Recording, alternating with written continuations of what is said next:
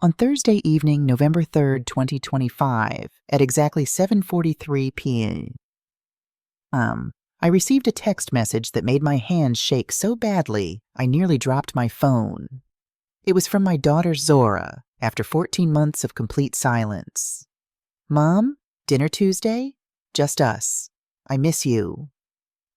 I'm Ruby Freeman. I'm 58 years old. I stared at those words on my screen, read them 17 times, and typed back immediately. "Yes, baby. I'll be there. I love you." Then, 5 minutes before I was supposed to walk through her door on that Tuesday evening, a woman I barely recognized grabbed my arm in the driveway and whispered with desperation in her eyes, "Mrs. Freeman, don't go in there. Please. It's a trap." That's when I realized my daughter's silence hadn't been her choice at all.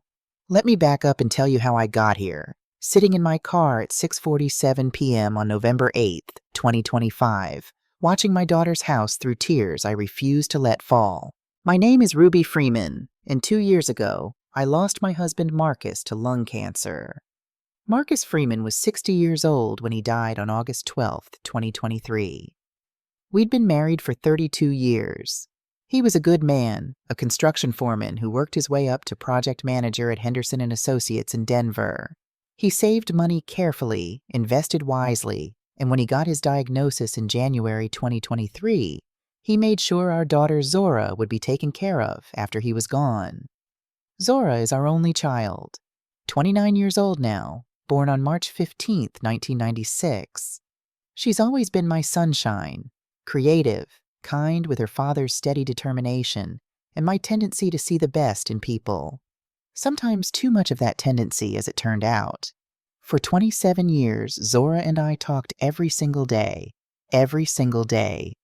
When she went to college at University of Colorado Boulder, she'd call me between classes. When she got her first apartment in Denver, she'd FaceTime me while cooking dinner, asking how much garlic to put in the pasta sauce. When her father got sick, she moved back home for those final 6 months, and we held Marcus's hands together as he took his last breath. After Marcus died, Zora and I leaned on each other even harder. We were all each other had. My parents passed years ago. Marcus's family was small, just his brother in Florida who we saw maybe once a year. It was me and Zora against the world, and I thought it would always be that way. Then she met Julian Chen. September 2024, 14 months ago. Zora was working as a graphic designer at a small marketing firm called Apex Creative downtown. She met Julian at some tech networking event her company sponsored. Julian Theodore Chen, 32 years old, supposedly a tech consultant. Handsome in that polished way, expensive haircut, designer glasses, always wore suits that probably cost more than my monthly mortgage payment. At first I was happy for her. Zora brought him to Sunday dinner at my house in Boulder, a small 3-bedroom ranch at 412 Meadowlark Lane that Marcus and I bought in 1998 for $185,000, now worth about $340,000. Julian was charming, asked about my bookstore, complimented my pot roast. He talked about his consulting work, dropped names of tech companies I'd heard of, made Zora laugh. But there were small things. The way he'd answer questions directed at Zora, how he'd check his phone constantly during dinner, but got annoyed when Zora's phone buzzed. The way he'd touch her lower back, not affectionate, but controlling, steering her away from conversations, moving her where he wanted her to be. I told myself I was being overprotective. Zora was 28 years old, a grown woman. She didn't need her mother picking apart her boyfriend. By November 2024, they'd moved in together. Zora came to me excited, said Julian found this beautiful house in Denver, in a gated community called Willowbrook Estates. The house was at 2847 Pinewood Drive, a 2-story modern build, all clean lines and big windows, listed at $890,000. "Mom," she said, her eyes bright, "Julian says we should buy it together. Build equity instead of renting. But we need help with the down payment. Would you consider loaning us $75,000? I'll pay you back, I promise. Once I get my promotion, I should have said no. I should have asked more questions. But this was my daughter, and she was happy. and I had the money sitting in my savings account from Marcus's life insurance. So I wrote the check. $75,000. Zora cried and hugged me, said I was the best mother in the world, said she'd pay me back within 2 years. That check cleared on November 18th, 2024. By December, Zora's daily phone calls became every other day. By January 2025, they were down to once or twice a week. When I asked if something was wrong, she said she was just busy with work and settling into the new house. Julian was in the background of these calls sometimes, and I noticed how Zora's voice would change when he was there. Smaller, more careful. In March 2025, I invited them both to Sunday dinner for Zora's birthday, her 29th. Julian said they couldn't make it. Zora's working on a big project, he told me when I called to follow up. Not Zora telling me. Julian. That's when I started to worry. April 2025. Zora stopped returning my calls as often. I'd leave voicemails. Hi, baby, just checking in, call me when you can. And sometimes she'd text back hours later. Sorry, Mom, crazy day, love you. No phone call, just texts. May 2025. I drove to Denver unannounced, showed up at 2847 Pinewood Drive on a Saturday afternoon. Julian answered the door. Ruby, hey, he said, not moving aside to let me in. This isn't a great time. Zora's not feeling well. I'm her mother, I said. I'd like to see her. She's resting. I'll have her call you tomorrow. She didn't call. June 2025, the last real conversation I had with my daughter. She called me on June 8th, and I could hear she'd been crying. Zora, sweetheart, what's wrong? Mom, She took a shaky breath. I need some space. From everyone. I'm trying to figure some things out, and I need you to respect that. Please don't call me for a while. Baby, you're scaring me. Did something happen? Is it Julian? Did he? This is exactly what I'm talking about.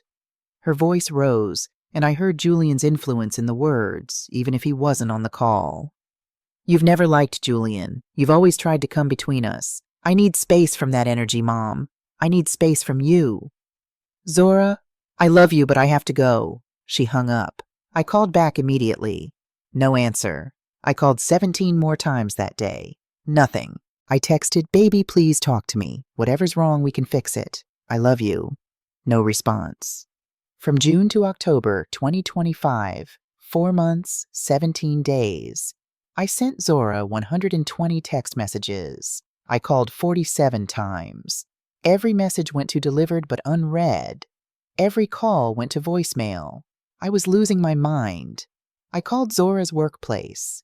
They told me she no longer worked there. She'd quit in March. I didn't even know. I drove by the house in Denver 6 times over those months. Sometimes I'd see Zora's car in the driveway, a silver 2019 Honda Civic we'd helped her buy, but the curtains were always closed. I never saw her. I contacted a lawyer, my college friend Simone Baptiste. Can I do anything? I asked. File a wellness check? Ruby, she's 29 years old, Simone said gently. If she's not answering and there's no evidence of immediate danger, the police won't intervene. She has a right to cut off contact, even with her mother. But it's not her, I insisted. Simone, I know my daughter. This isn't Zora choosing silence. Something's wrong.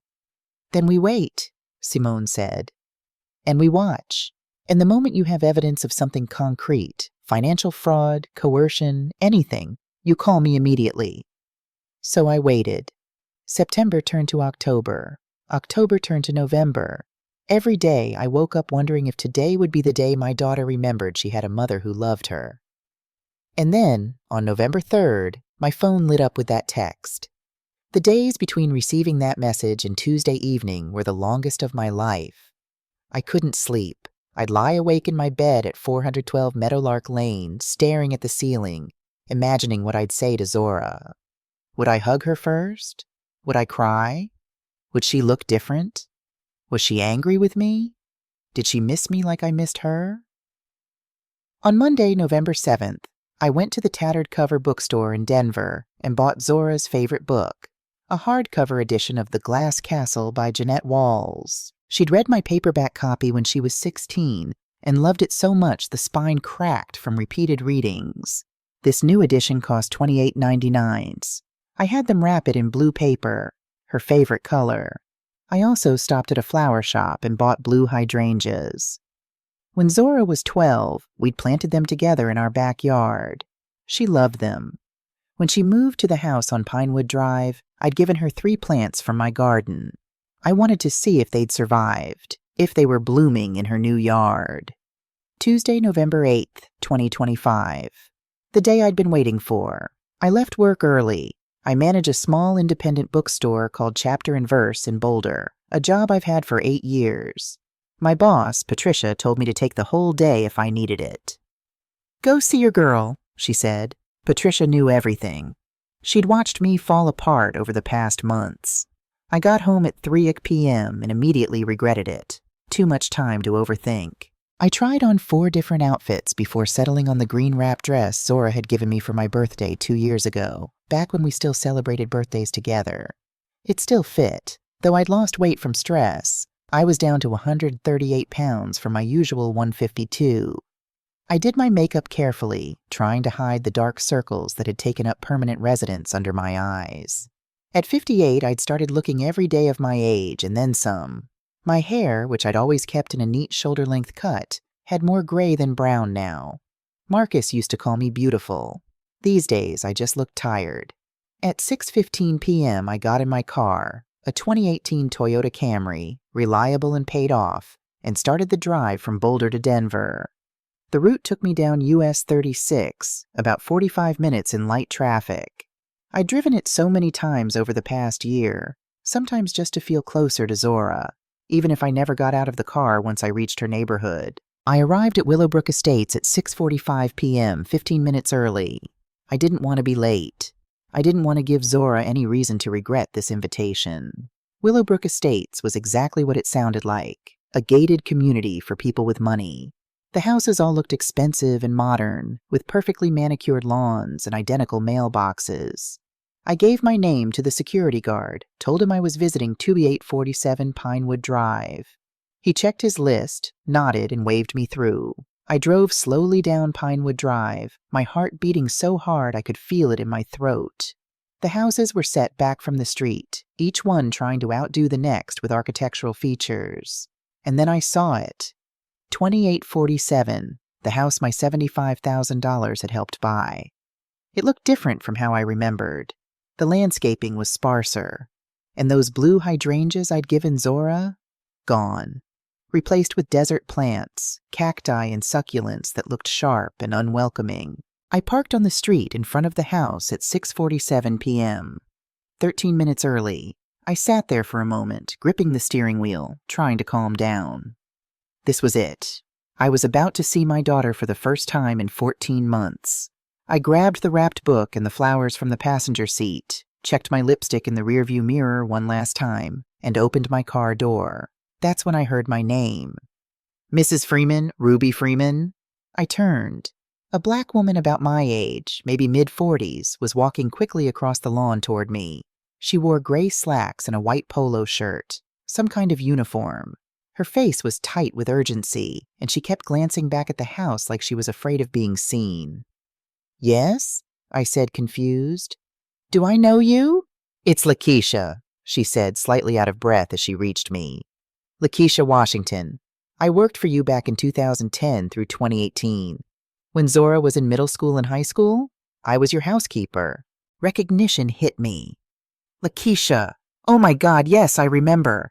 You helped us so much when Marcus was working long hours. What are you doing here?"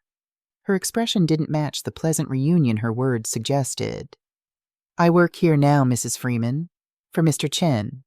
She grabbed my arm, her grip surprisingly strong. "You can't go in there." "What? Why?" "Zora invited me for dinner. She texted me, 'No, ma'am, she didn't invite you. He did.'" Lakeisha's eyes were wide, frightened. "I heard him this morning on the phone. He said the old woman will be here at 7. Everything needs to be ready. After tonight, we won't have to deal with her anymore." The world seemed to tilt. "What are you talking about? Let me go. I need to see my daughter." "Mrs. Freeman, please." Lakeisha's voice cracked. I know, Zora. I watched that girl grow up for 8 years. What I've seen these past few months, that's not your daughter in there anymore. That's someone scared and alone and trapped. And whatever Julian has planned for tonight, it's not a dinner. I stared at her, my mind trying to process this. Then what is it? I don't know exactly, but I saw him bring in 2 people this afternoon, a man and a woman, both in business suits. They're still in there. They brought briefcases. This isn't a mother-daughter reunion, Mrs. Freeman. This is something else. My phone buzzed in my pocket. I pulled it out with shaking hands. A text from the same number that had sent the dinner invitation. Mom, where are you? It's 7:00. Are you coming? Z. But Lakeisha was looking at me with such desperate certainty. Please, she whispered. Get back in your car. Watch from here if you want, but don't go to that door. Every instinct I had screamed at me to ignore her, to run to that house, to demand to see my daughter. But something in Lakeisha's eyes stopped me. Fear. Real, genuine fear. You need to go back, I said to her, before they notice you're gone. I know, but please, Mrs. Freeman, trust me. Just watch. You'll see I'm telling you the truth. She squeezed my arm once more, then hurried back toward the house, disappearing around the side toward what I assumed was a back entrance. I stood frozen on the sidewalk for what felt like an hour, but was probably only 30 seconds.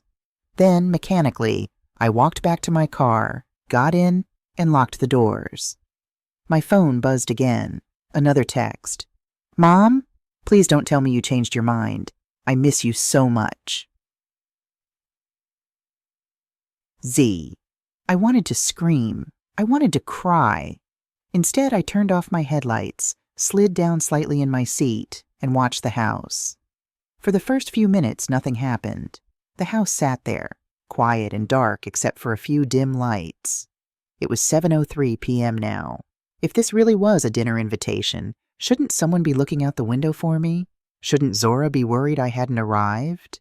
Then, at exactly 7:05 p.m., the house suddenly blazed to life. Every light on the first floor turned on at once. Through the large front windows, the curtains were open, I realized, as if someone wanted them to be seen. I could see directly into the dining room and living room. 4 people appeared. The first was a man I didn't recognize. White, late 40s maybe, wearing a navy suit. He carried a leather briefcase. The second was a woman, Asian, early 50s perhaps, also in professional attire with a briefcase. The third was Julian Chen. Even from this distance, I could see his confident posture, the way he gestured as he talked, commanding the room. And the fourth, my heart stopped, was Zora. But not the Zora I knew. This Zora was thin. So thin. My daughter had always been slender, maybe 145 pounds on her 5'6" frame. The woman I saw through that window couldn't have weighed more than 105 pounds. She wore an oversized gray hoodie that swallowed her frame, and her hair was pulled back in a messy bun. Even from the car, I could see dark circles under her eyes. She looked sick. She looked scared. They all sat around the dining room table. The man in the suit opened his briefcase and pulled out documents. Julian said something, pointed at the papers.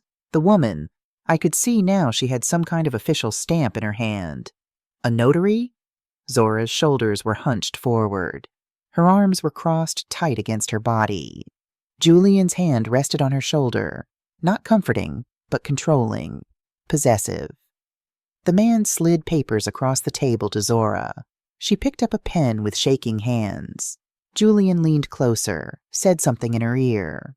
Zora nodded and signed. More papers, more signatures. The woman with the stamp pressed it down on each page after Zora signed. Official, legal, final. When it was done, Julian stood up and opened a bottle of champagne. He poured glasses for himself and the 2 strangers. Not for Zora. They toasted. The man and woman shook Julian's hand. They did not shake Zora's hand. And then, in the window, I saw a flash of movement. Lakeisha appeared briefly, a white dishcloth in her hands. She glanced toward the street, toward my car. Our eyes met through the glass and distance. She gave the smallest shake of her head. "Leave, please." Then she was gone. The strangers gathered their briefcases. Julian walked them to the door. I saw them pass out of view, heard the faint sound of the front door opening and closing. A moment later, 2 cars pulled out of the driveway, a black Mercedes and a gray Lexus. Through the window, I could see Julian return to the dining room. Zora was still sitting there, motionless. He said something to her, sharp and quick. She flinched. That's when I started my car. My hands were shaking so badly I could barely turn the key. I backed out of the space and drove, not home to Boulder, but to a gas station 2 miles away. A Shell station at the corner of Alameda and Sheridan, open 24 hours, bright and public and safe. I pulled into a parking space and sat there, my whole body trembling. Then I grabbed my phone and pulled up my favorites list. Found the name I needed. Simone Baptiste, my lawyer, my college roommate, my friend. She answered on the second ring. "Ruby, it's 8 o'clock on a Tuesday night. What's wrong?" And I told her everything. "Ruby, slow down," Simone said on the other end of the line. "You're not making sense. Start from the beginning." I was sitting in that Shell station parking lot, my hands still gripping the steering wheel even though the car was in park, engine off. The fluorescent lights from the gas pumps cast everything in harsh white light. I took a shaky breath and tried to organize my thoughts. "The dinner invitation," I said. It was fake. Julian sent it from Zora's phone. "Lakeisha. You remember Lakeisha Washington, our old housekeeper? She works for them now. She warned me not to go in. Said she heard Julian on the phone this morning saying after tonight we won't have to deal with her anymore. The old woman. That's me, Simone. He was talking about me." "Okay," Simone said, her lawyer voice kicking in, calm, methodical. "What happened next?" "I stayed in my car and watched. At 7 o'clock, the house lit up. There were people there, 2 strangers in business suits, a man and a woman. They had briefcases.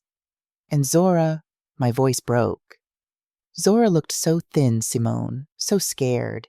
They sat at the dining room table and she signed papers, multiple documents. The woman had a notary stamp. When it was done, Julian opened champagne.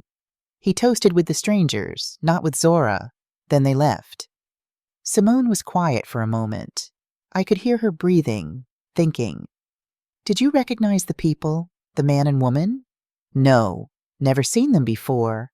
And you're certain Zora signed documents?" "I watched her do it. Multiple pages. The woman notarized each one." "Ruby, listen to me carefully. This is important. What assets do you have connected to Zora? Anything she could access? Anything you co-signed?" The question hit me like cold water.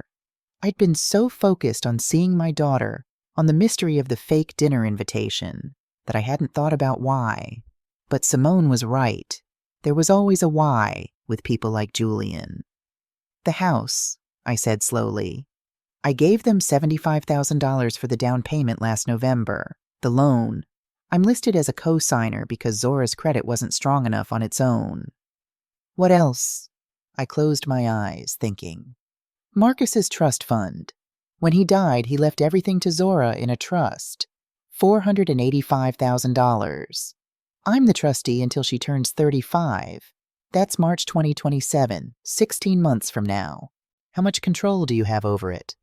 "Complete control. The trust document says Zora can't access the principal until she's 35. She can request funds for specific purposes, education, medical emergencies, home purchase, but I have to approve every withdrawal. Marcus set it up that way because—" I paused, remembering the conversation Marcus and I had in the hospital 2 weeks before he died. "Because he was worried about Zora making impulsive decisions. She was 27 when he died, still young. He wanted to protect her." "What else?" Simone pressed. "Stock portfolio. Also from Marcus's estate. About $220,000 in various holdings. Same terms. I control it until 2027. "And your own assets?" "My house in Boulder. Worth about $340,000, paid off. The bookstore business, maybe $80,000 if I sold it. Savings account, $127,000. That's everything. I could hear Simone writing. So you control, on Zora's behalf, just over $700,000, and you personally own about $547,000.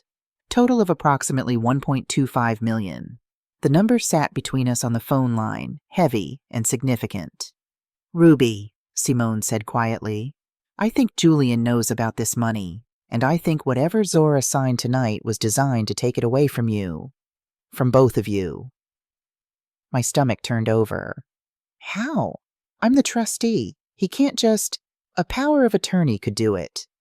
If Zora signed a POA giving Julian complete control over her finances, he could petition the court to release the trust funds early, claim medical emergency, claim you're mismanaging the trust, claim Zora is of sound mind and wants access. With a notarized POA and the right lawyer, he could make a compelling case. But that's fraud. Zora wouldn't sign away her father's legacy like that.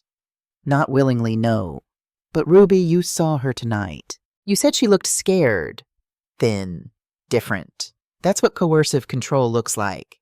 He's been isolating her for months. You said she quit her job? In March. I didn't even know until I called her workplace in July. So she has no income, no independent money.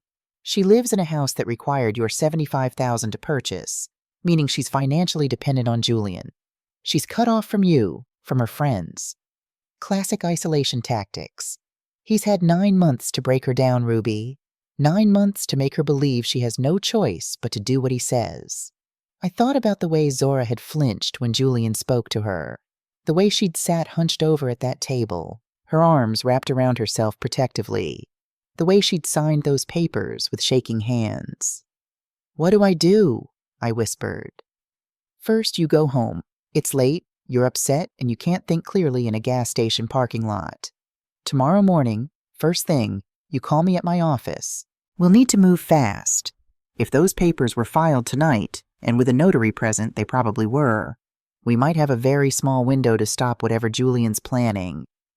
Simone, he said after tonight we won't have to deal with her anymore. That sounds like, what if he's planning to hurt me? Or Zora? All the more reason to build a case quickly. Tomorrow, Ruby, 9 a.m., my office. Bring any documents you have, the trust papers, the house loan documents, anything related to Zora's finances. Can you do that? Yes, I said, though I felt numb. And Ruby? Don't try to contact Zora tonight. Don't text her. Don't call. If Julian's monitoring her phone, and I'd bet money he is, we don't want him to know we're onto him. After we hung up, I sat in that parking lot for another 20 minutes. People came and went, pumping gas, buying lottery tickets, living their normal Wednesday evening lives. And I sat there trying to understand how my daughter, my sweet, creative, vibrant daughter, had ended up signing away her life at a dining room table while her mother watched helplessly from a car.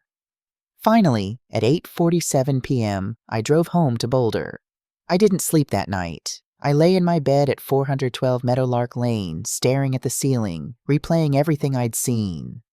Every time I closed my eyes, I saw Zora's thin frame, her hunched shoulders, the way she'd flinched. At 5:30 a.m. on Wednesday, November 9th, I gave up on sleep. I made coffee and went to Marcus's old office, a spare bedroom I'd barely touched since he died. His filing cabinet was still there, organized exactly how he'd left it. Marcus had been meticulous about records.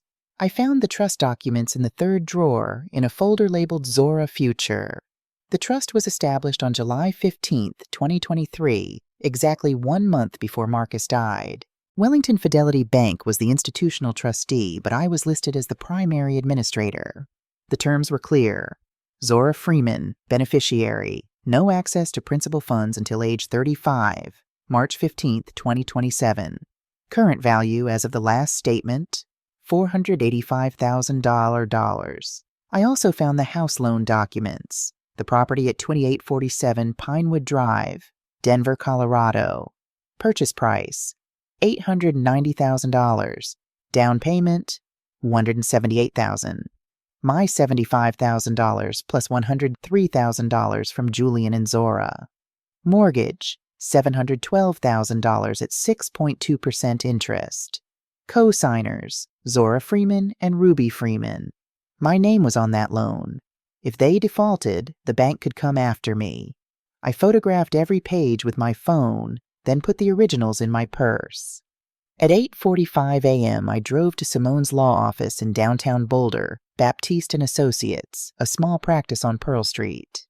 Simone was waiting for me. Simone Baptiste was 61 years old, nearly 6 feet tall. With silver hair she wore in a sharp bob and a no-nonsense attitude that had served her well in 35 years of family law practice.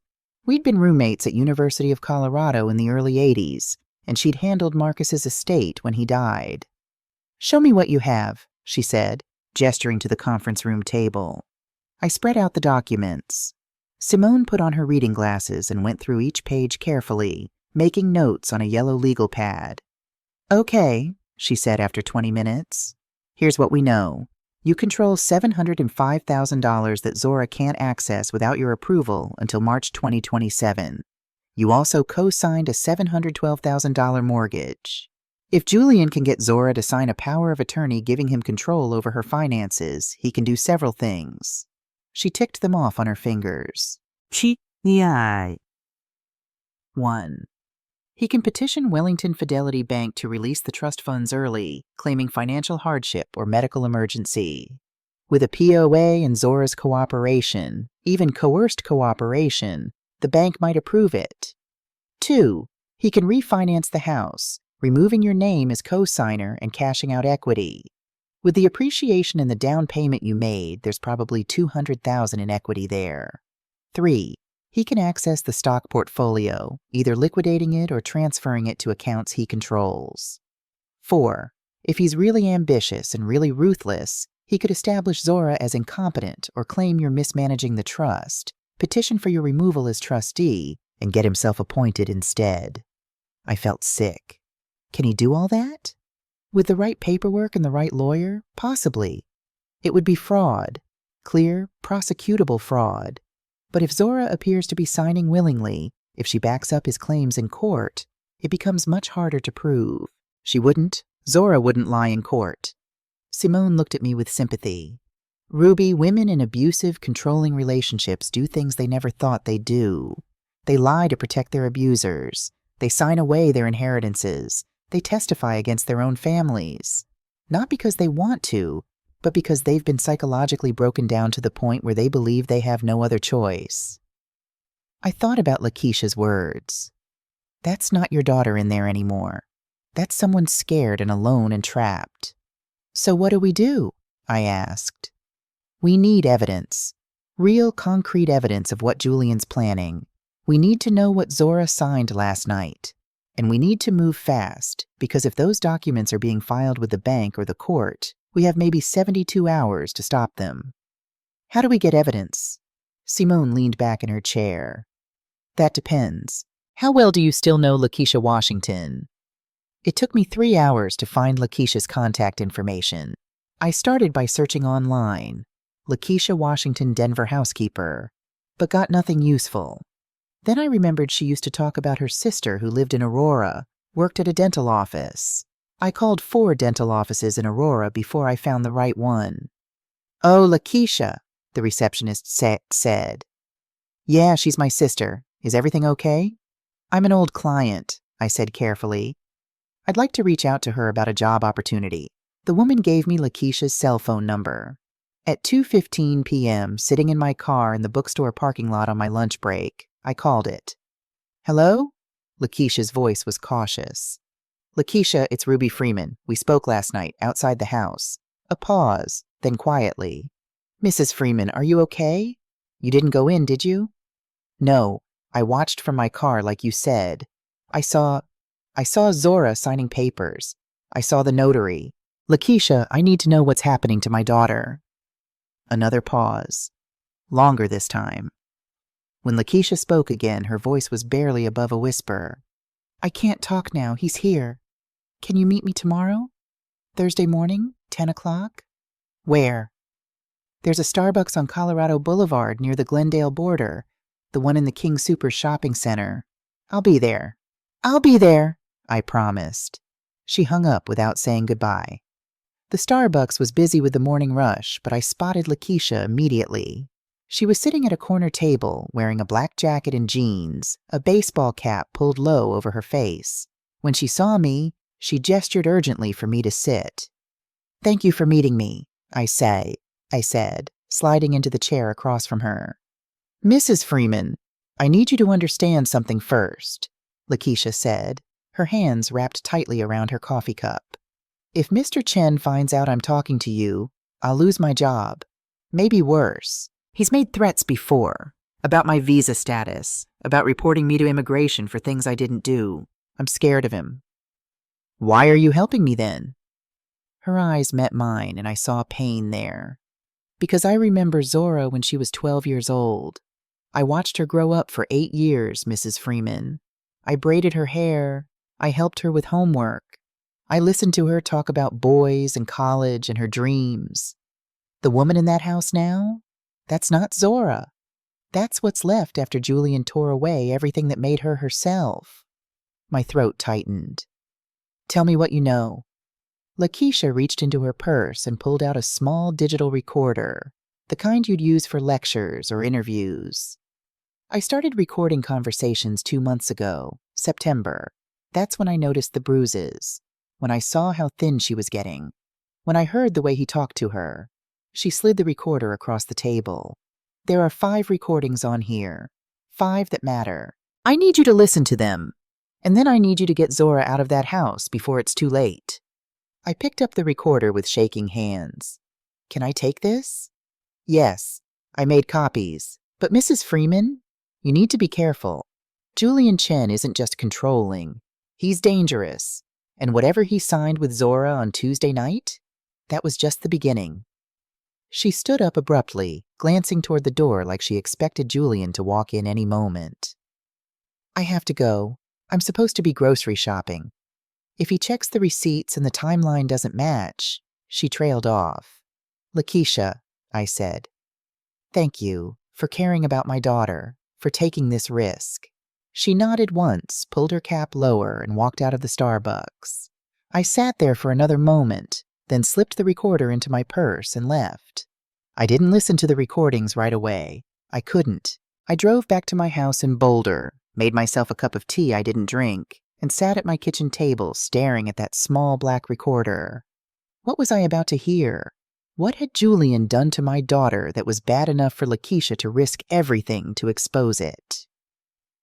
At 3:30 p.m., I finally pressed play on the first recording.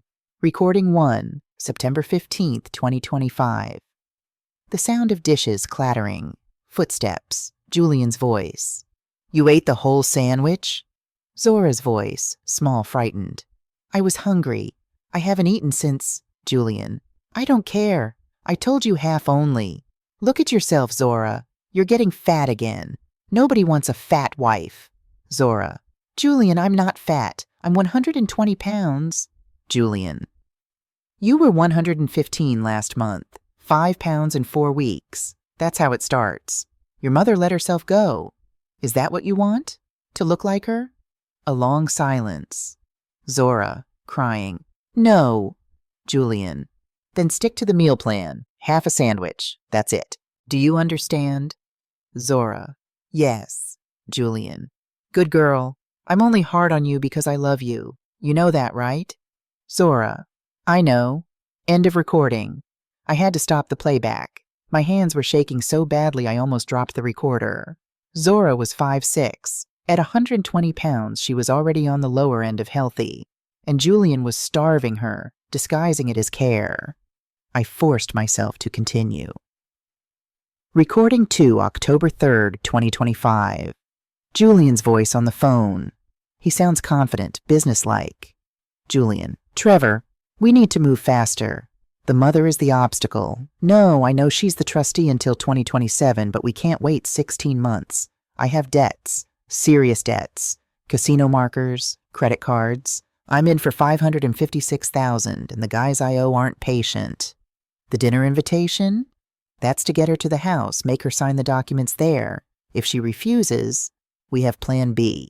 What's Plan B? Come on, Trevor, use your imagination. Stairs are steep. Wine flows freely at family dinners. Accidents happen. A pause. Julian, don't get squeamish on me now. You want your $50,000 or not? That's what I thought. Just have the papers ready for November 8th, and make sure Patricia can notarize them. We need this airtight. End of recording. I listened to it 3 times, my horror growing with each replay. Plan B wasn't just fraud. Plan B was murder. Julian had been planning to kill me, to make it look like an accident, and he'd offered someone named Trevor $50,000 to help him do it. My daughter was living with a man who had planned to murder her mother. I grabbed my phone and called Simone. Simone answered on the first ring. Ruby? What's wrong? He was going to kill me. My voice came out flat, emotionless. Shock, probably. Julian, he planned to kill me. Make it look like an accident. I have a recording of him saying it. What? Ruby, slow down. What recording?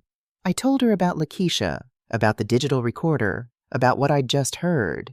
When I finished, Simone was quiet for a long moment. Ruby, I'm coming to your house. Don't listen to any more of those recordings without me there, and don't call anyone else. We need to handle this very carefully. I'll be there in 20 minutes. She arrived in 15, her silver BMW pulling into my driveway at 4:12 p.m. I let her in, and we sat at my kitchen table, the same table where Zora and I had shared 1,000 meals, the same table where Marcus had done crossword puzzles every Sunday morning. Simone listened to all 5 recordings. Her expression grew grimmer with each one. Recording 3, October 28th, 2025. Julian, your mother called again, 47th time this month. Zora, maybe I should just talk to her. Julian, no, we've been over this. She's toxic, Zora. She never supported us. She thinks I'm not good enough for you. Zora, that's not true. She just worries. The sound of a slap, loud and sharp. Zora, sobbing. Julian, please. Julian, don't contradict me. This is exactly why you need me. You can't think straight on your own. Now apologize.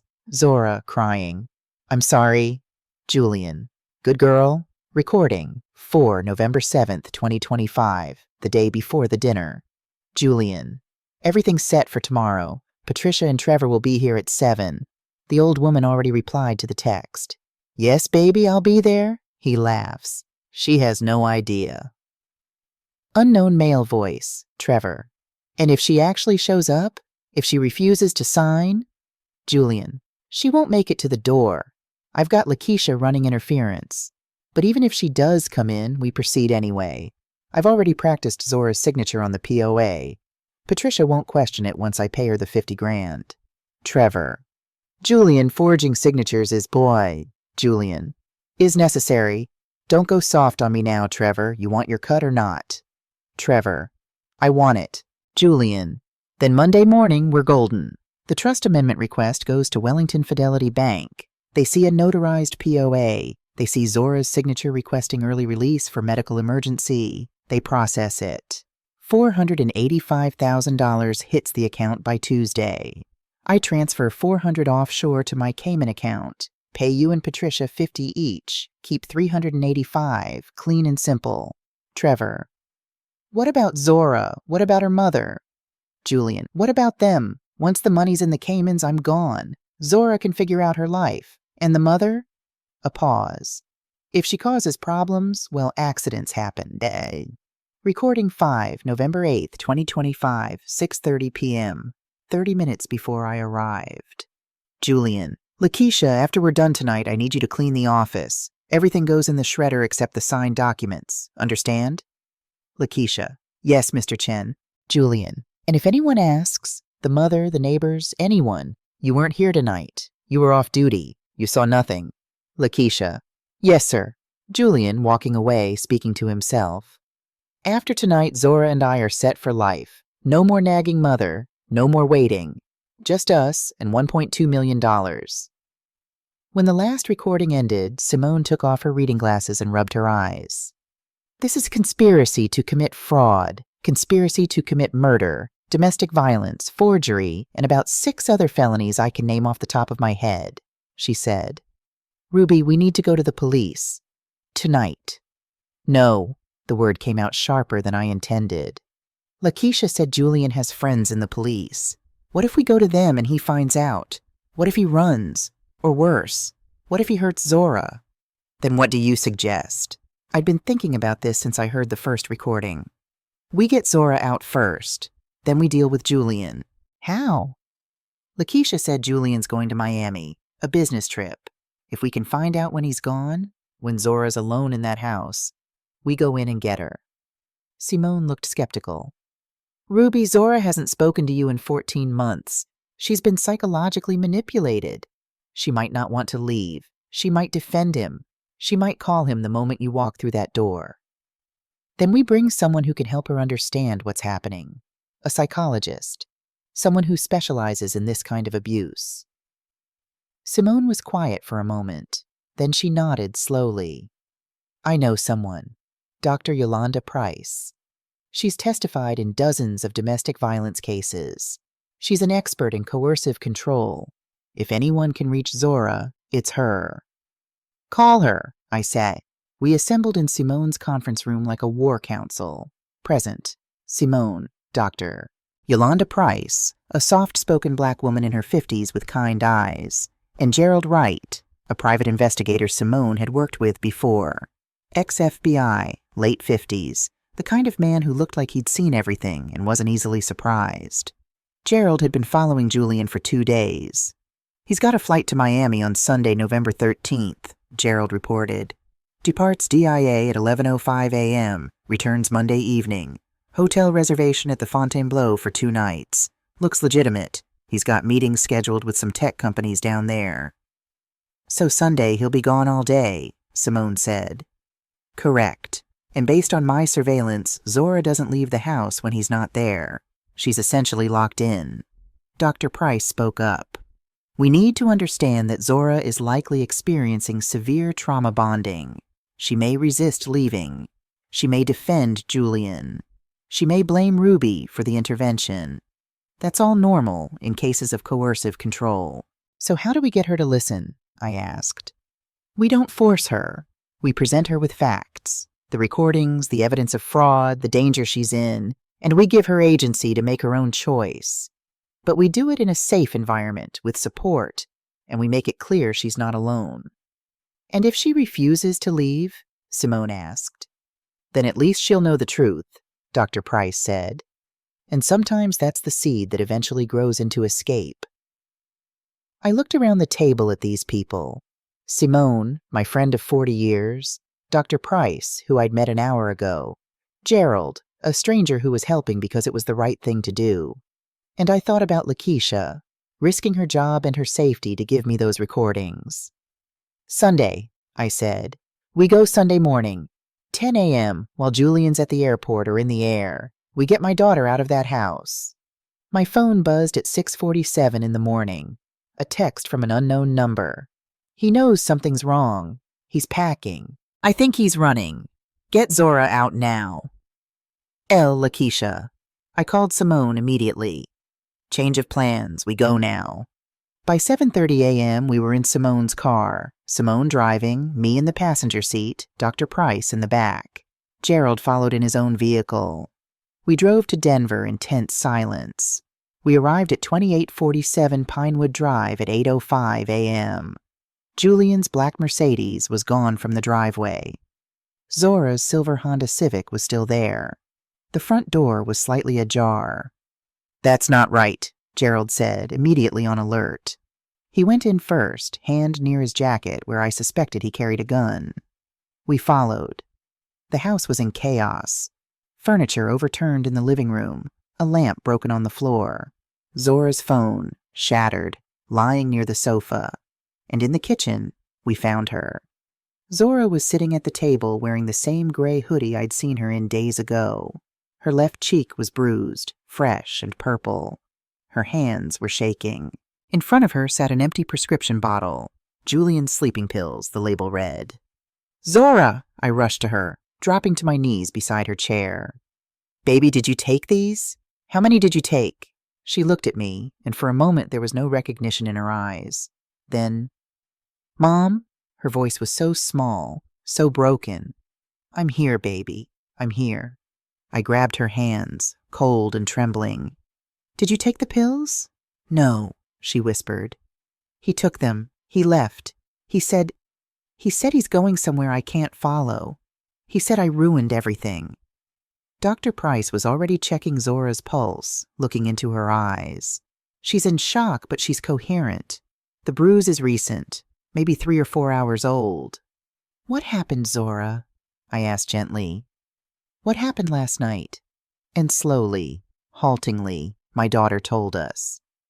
It started Saturday night, Zora said, staring at her hands. Julian came home drunk. He was angry about something, money, I think. He saw my phone on the counter and grabbed it, started going through my messages. What messages? Simone asked. I don't know. I haven't used my phone in months. He took it away in August, said I was spending too much time on it, that I was ignoring him.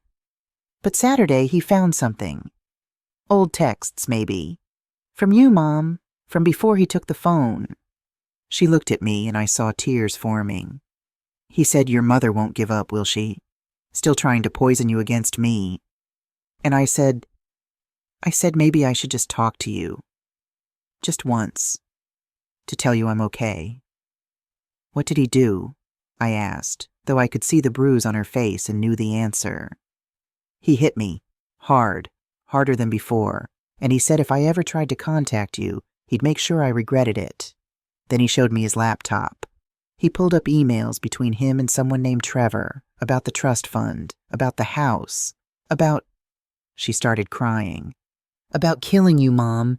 He was planning to kill you, and I signed papers that would give him all the money Dad left me. The power of attorney, Simone said. Zora nodded miserably. He told me it was just for medical emergencies, in case something happened to me during... She trailed off. Dr. Price's eyes sharpened. During what, Zora? Zora's hand moved to her stomach in an unconscious protective gesture. I'm pregnant. 10 weeks. I haven't told him yet. I'm scared to tell him. The room went completely still. Oh, baby, I breathed. I found out in October, Zora continued, the words spilling out now like she'd been holding them in for too long. I went to the doctor without telling Julian. It was the only time I'd left the house alone in months. I told him I was grocery shopping. They did an ultrasound. There's a baby. My baby. And I knew if I told Julian he'd either use it to control me more or he'd make me get rid of it. So I didn't tell him. I hid the paperwork. But he found the medical bill in the trash last week. What did he say? Dr. Price asked gently. He said, Zora's voice broke. He said, you think you can trap me with a bastard baby? You're stupider than I thought. He called our baby a bastard, Mom. He said once the money came through, he was leaving, going to the Cayman Islands, and I could figure it out with the baby on my own. I pulled my daughter into my arms and she collapsed against me, sobbing. She weighed nothing. This girl who I'd given birth to, who I'd raised, who I'd loved every single day of her life, she was disappearing, and I'd almost been too late to save her. It's over now, I whispered into her hair. You're safe. The baby's safe. I've got you. We took Zora to Rose Medical Center. The OB-GYN, Dr. Kenneth Martinez, examined her and gave us the news. The baby was alive, heartbeat strong at 165 beats per minute. But Zora was severely malnourished. At 103 pounds, she was dangerously underweight for someone 10 weeks pregnant. She needs to be admitted, Dr. Martinez said. Minimum 48 hours, IV fluids, nutrition monitoring, prenatal vitamins. Both she and the baby are at risk. While Zora was being admitted, Simone made phone calls. By noon, we had an emergency court hearing scheduled for Monday, November 14th at 2:00 p.m. And Gerald had located Julian. He'd tried to board a flight to Grand Cayman that morning, but had been stopped at the airport. Why? Because at 9:00 a.m., Gerald had alerted the FBI to potential wire fraud. Julian had attempted to transfer $400,000 from a Wellington Fidelity account to an offshore bank. The transaction had been flagged and frozen, Julian Chen was arrested at Denver International Airport at 10:23 a.m. on Sunday, November 13th, 2025. Judge Vivian Ortega's courtroom was packed. Present Simone, representing me and Zora, the district attorney, Julian Said-Son in an orange jumpsuit, wrists shackled. His public defender, Trevor Hutchinson and Patricia Lynn, both arrested Sunday afternoon, and Lakeisha Washington, who'd agreed to testify. Zora was there too, in a hospital bed that had been wheeled into the courtroom per Dr. Martinez's orders. She was too weak to sit in a chair for long periods. The charges against Julian were read: fraud, attempted grand larceny, conspiracy, forgery, domestic violence, coercive control, and attempted murder conspiracy. Simone presented the evidence methodically: the 5 recordings, the forged power of attorney with my fake signature, the emails between Julian and Trevor discussing Plan B, the bank records showing Julian's debts, $556,000 to casinos, credit cards, and loan sharks, the medical records showing Zora's dangerous weight loss, and the bruises documented by hospital staff. When it was Zora's turn to testify, Judge Ortega asked her directly, "Ms. Freeman, did you sign the power of attorney willingly?" Zora's voice was quiet but clear. "No, Your Honor. He told me it was for medical emergencies only. He said if something happened to me or the baby, he needed to be able to make decisions. I didn't read it. I was too scared to question him." "Why were you scared?" "Because he'd hit me before. Because he controlled everything. What I ate, where I went, who I talked to. Because he made me believe I was worthless and stupid, and that nobody else would ever want me." She looked at Julian then, and her voice grew stronger. "But I was wrong. I'm not worthless, and my mother never gave up on me, not for one single day." Julian's lawyer tried to argue that this was all a misunderstanding, that Julian was simply trying to help Zora access her own money. But the evidence was overwhelming. Judge Ortega's ruling was swift and absolute. "Mr. Chen, I've been on this bench for 30 years. I've seen manipulators, con artists, and abusers of every variety. You are one of the worst. You isolated a grieving young woman, controlled every aspect of her life, starved her while she was pregnant, forged legal documents, conspired to steal from her family, and planned the murder of her mother. The evidence is irrefutable. Bail is denied. You will remain in custody pending trial. A restraining order is hereby issued. 500 feet from Ms. Freeman and Mrs. Freeman, effective immediately. Duration of 5 years. Trial is set for January 15th, 2026. Trevor Hutchinson and Patricia Lynn, you betrayed your professional oaths for money. You will both face disbarment proceedings and criminal charges. Ms. Freeman, you are free to go. Mrs. Freeman, take your daughter home." As Julian was led away, he tried one last manipulation. "Zora, you know you need me. Tell them. You can't survive without me." Zora looked at him for a long moment. Then she turned to me. "Mom, can we go home now?" 6 months later, I'm sitting in my backyard at 412 Meadowlark Lane, planting blue hydrangeas. The ones that used to be at Zora's house in Denver are back where they belong, their blooms already showing hints of the deep blue I've always loved. Zora waddles out from the kitchen, 8.5 months pregnant now, carrying 2 glasses of lemonade. She's gained back all the weight she lost and then some, a healthy 142 pounds, glowing with that particular radiance pregnant women get. "Mom, I've been thinking," she says, settling into the patio chair with a sigh. "About?" "The baby's name. I want to change it. We'd planned to name her Maya Grace Freeman, Grace after my mother. I thought you loved Grace." "I do, but I want her middle name to be Ruby. Maya Ruby Freeman, after you. Because you never gave up on me, Mom. Even when I gave up on myself." I set down my gardening gloves and walk over to hug my daughter. "You don't have to do that, baby." "I want to. You saved us, me and Maya. You saved us both." On June 4th, 2026, at 3:47 a.m., Maya Ruby Freeman was born. 7 pounds, 2 ounces, 19.5 inches long. Perfect in every way. I held my granddaughter for the first time while Zora slept. Exhausted, but smiling. Through the hospital window, I could see the sun beginning to rise over Boulder, painting the sky in shades of pink and gold. Julian Chen was convicted in March on all counts. He's serving 12 years in federal prison. Trevor Hutchinson and Patricia Lynn both lost their licenses and served shorter sentences. The $75,000 I'd given for the house down payment was returned to me as part of the restitution. The house was sold. Zora and the baby live with me now, at least until she's ready to be on her own again. She's in therapy twice a week with Dr. Price. She started doing freelance graphic design again. She's reconnected with her friend Shanice, who visits every Sunday and is going to be Maya's godmother. Slowly, step by step, Zora is finding herself again. And me, I learned something at 58 years old that I hope I never forget. Love isn't just the big moments, the weddings, the births, the celebrations. Love is the relentless refusal to let go.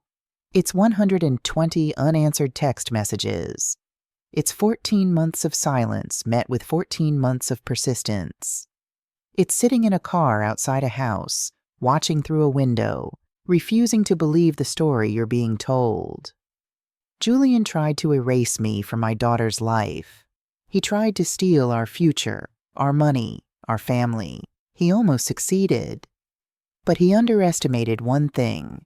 A mother's love can't be stolen, forged, or transferred. It can't be locked away or signed over. It's the one thing that endures when everything else falls apart. And in the end, it's the only thing that saved us all. I looked down at Maya, sleeping peacefully in my arms, and then at Zora, my brave, beautiful daughter who survived hell and came out the other side. 3 generations of Freeman women, safe, together, free. This is what victory looks like. Not loud or dramatic, just quiet peace on an ordinary morning with my girls safe at home where they belong. And that's enough. More than enough. That's everything.